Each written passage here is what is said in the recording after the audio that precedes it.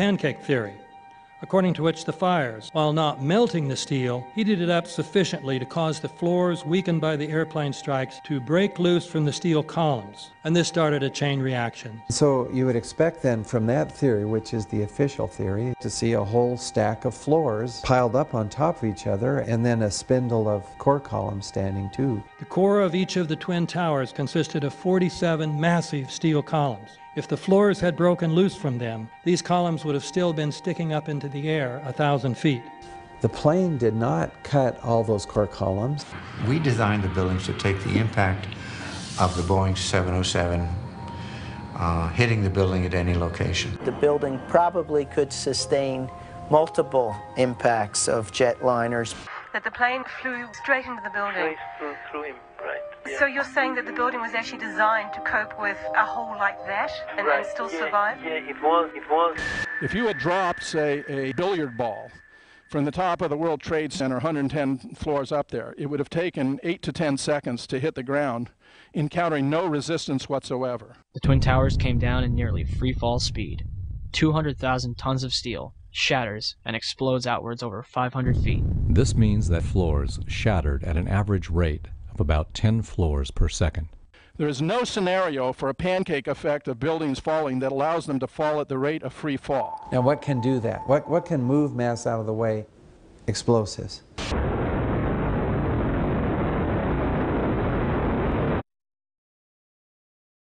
"47 huge steel columns going up the core. They're interconnected. How do you get them to fail simultaneously so the core disappears? It looks like those core columns were cut. The way we do this is by cutting the beam at an angle.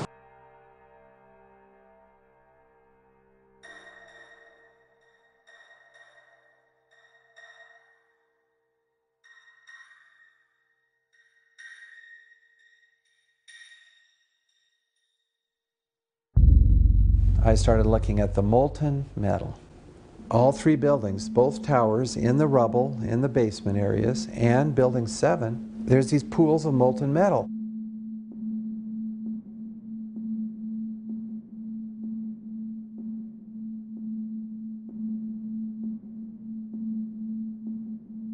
You'd get down below and you'd see molten steel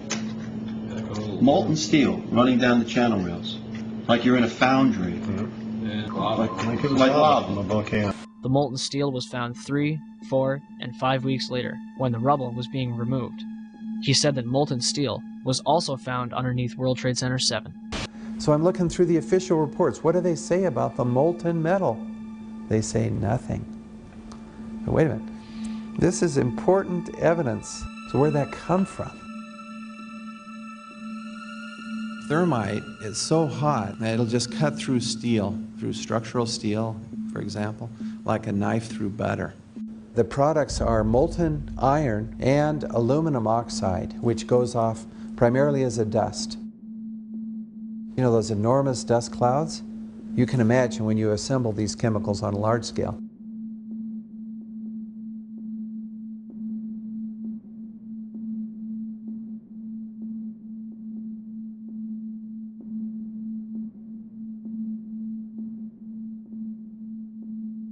Molten metal pools under both towers after they collapsed, and Building 7. Now, Building 7 wasn't even hit by a jet.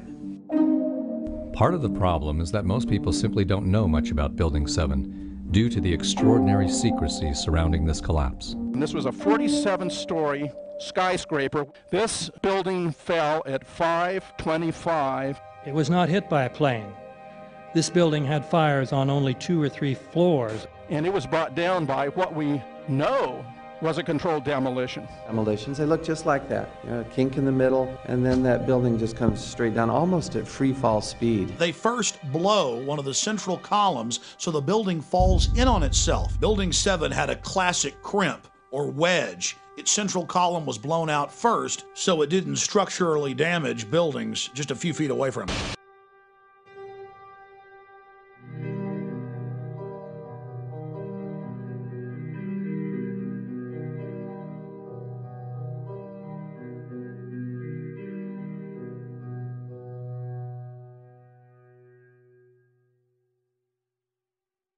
Our office was on the B1 level. As I was talking to a supervisor at 8:46, and all of a sudden we hear, boom!